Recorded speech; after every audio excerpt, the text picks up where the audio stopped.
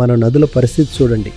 అదే యూరోప్ లేదా నదిని కేవలం నదిగానే చూసే చోటుకి వెళ్ళి చూడండి. అక్కడి నదుల స్థితిని గమనించండి. మీరేమో నదిని అమ్మ అంటారు, కానీ దాని పరిస్థితి చూడండి. వాళ్ళేమో అమ్మ అనరు, కేవలం ప్రవహించే నీరు అంటారు. కానీ ఆ నీటిని చూడండి. అక్కడ నదిలోని నీటిని నేరుగా తాగేయచ్చు, కానీ ఇక్కడ ఆ నీటిని తాకితే చర్మ వ్యాధులు వచ్చేలా ఉంది. పూజించే ముందు అసలు విషయం ఏంటో ప్రశ్నించాలి. చెట్టు ముందు తల వంచిన మొదటి వ్యక్తి ఎంతో తెలివైన వాడై ఉంటాడు.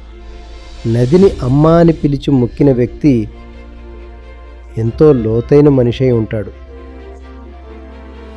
ఇది అంధవిశ్వాసం ఎంతమాత్రం కాదు, చాలా లోతైన విషయం. కానీ ఈ నిజాన్ని అర్థం చేసుకోకుండా కేవలం ఒక ఆచారంలా పాటిస్తే అదే ఒక మూఢనమ్మకంగా, ఒక చెడు అలవాటుగా మారిపోతుంది.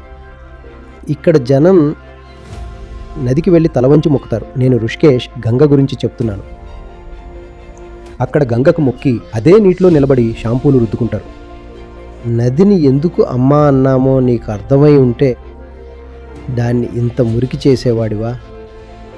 మనం భక్తితో చేసే ఈ పూజల కంటే అసలు విషయం ఏంటో తెలుసుకునే ఆరాటం ఉండి ఉంటే నదులకి ఇంత దుస్థితి వచ్చేది కాదు.